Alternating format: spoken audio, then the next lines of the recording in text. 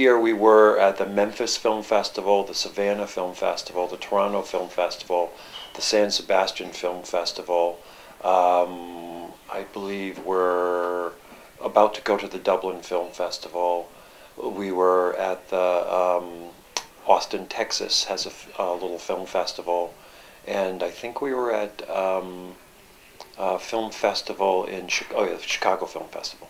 My favorite part of the festival is usually seeing the city, and so we drove around with some friends yesterday and somebody who's from Glasgow, and got to take a little tour of the city and see where the neighborhoods are. And I hadn't been here for years, so to see what things are changing and what things are still the same.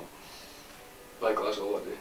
Yeah, I think it reminds me of, I came from a kind of industrial city in upstate New York called Schenectady, and it reminds me of that, a very fairly mixed population, a lot of immigrants now, and a lot of old factory buildings, and some interesting architecture at the same time, and a very colorful history. Our movie's going to be opening in the UK, Honey Dripper, in May. And Glasgow is an important audience for us. And since the festival was happening here at this time and we were available, it seemed like a really good time to come and do some publicity, get the buzz going about the movie. We had 2 screenings of it.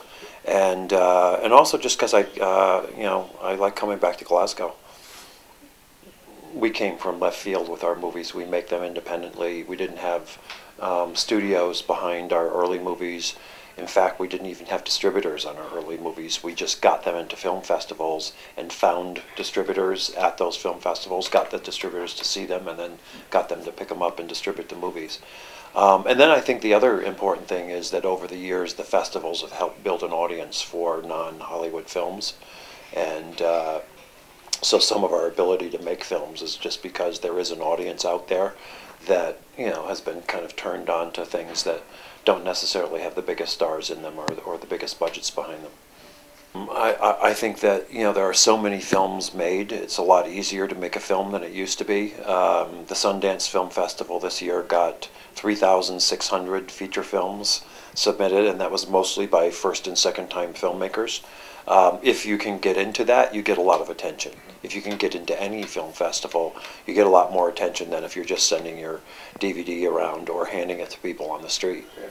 And also you get to see it in front of an audience, and I think besides just the moving your career forward, that's an important thing to do, is to sit with your movie in front of an audience and see how it plays, which is a very different thing than looking at it on an editing machine. Yeah.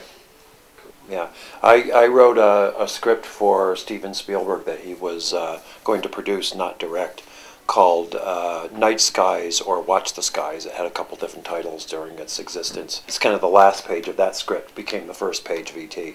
But that's the last thing I had to do with it. And when I read E.T., the script, which I got to do before the movie came out, I have read so many bad scripts in my life, because that's my job, is to rewrite not very good scripts.